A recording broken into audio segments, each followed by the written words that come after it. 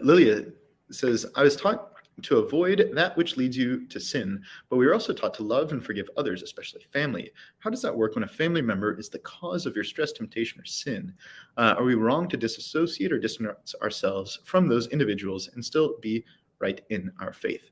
Yeah, really good question. This happens a lot. This comes up quite frequently, and so the one kind of uh, the confusion comes from the idea that people think that loving someone necessarily means spending time with them or a significant amount of time with them. But you can love someone very, very dearly from far, far away. And that's okay. The love that is required is specifically for the person's salvation and for their good, both spiritually and temporally. So both in their soul and kind of in the world, in their body. And if you desire those things, and if you do what you can so that they can have those things, really, that is loving that person. And that's the love that we're called to as Christians. In particular, in regard to family, so there is a kind of natural obligation that obviously has caveats and has degrees and things of that sort, to spend time with them, right? To be close to our family, and that's a good thing. However, if a family member causes us to sin, either directly by their actions or just because every time we get around them we end up in a fight or something of that sort, or just immense amounts of stress that then cause us to fall into other sins. That obligation to be close to our family is mitigated and can even be annihilated, essentially taken away completely, depending on the degree of sin and the closeness of the occasion of sin.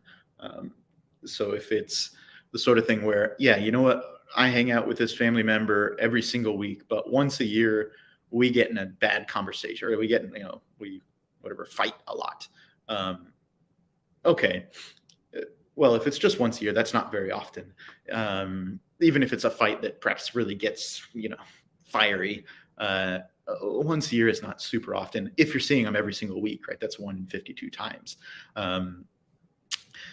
If it's the sort of thing where I see this family member once a year and every single time I see them, we get in a nasty fight, well, maybe it's better to kind of limit the amount of time that you actually see the person. Maybe not see them every year, or maybe whenever you do see them once a year, make sure that you can just go up, shake their hand, say hello, good to see you, great, love you, okay, and then go to a different part of the house and talk to other family members or something of that sort. Try to avoid that near occasion of sin, because if every time you see that other person it causes sin, then it's better to avoid it. And then also in regard to the gravity of the sin. So if, I go and visit this family member, and probably 1 out of every 4 times that I go see them, we fall into a little bit of gossip. Well, gossip is not a grave sin. And so it wouldn't be as big of a deal, or, that obligation to remove yourself from the situation would not be as strong. If it was the sort of thing where, well, about every 4 times that I go see this family member, we just get absolutely wasted, drunk as can be. Drunkenness is a grave sin. And so now we're talking about something it's a serious sin, and it's clearly caused by spending time with this person. And so at that point, that's when you can maybe say, like, maybe I need to not visit them as often, because when I do visit them, with a decent percentage of the time, we end up falling into a grave sin. And so that's not good and not healthy.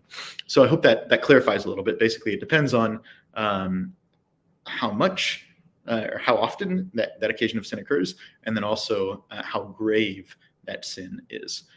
But it can get to the point where, you really have no obligation to go visit that family member at all if it more or less every single time causes you to fall into a serious sin.